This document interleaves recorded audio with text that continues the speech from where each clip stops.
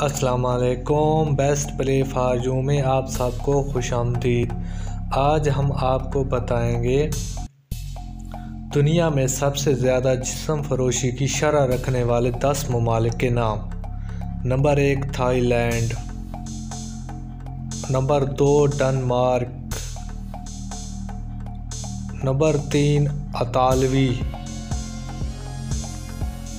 Number 4 German, number 5 فرانسیسی، number 6 Norway, number 7 Belgium, number 8 ہسپانوی، number 9 برطانیہ اور نمبر 10 فن لینڈ۔ دنیا میں سب سے زیادہ شراب نوشی کے شکار 10 ممالک کے نام۔ نمبر 1 مالڈووا، نمبر 2 بیلاروس،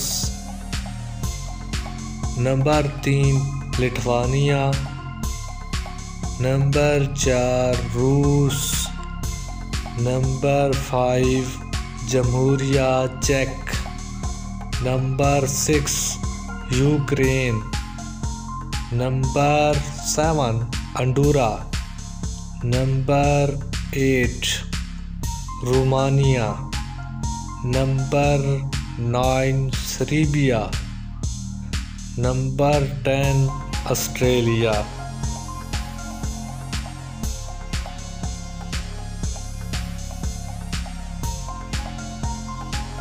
ہماری ویڈیوز کو لائک اور سبسکرائب کر دیا کریں اور ہم ایسی معلوماتی ویڈیوز آپ تک لاتے رہتے ہیں۔ شکریہ، السلام علیکم۔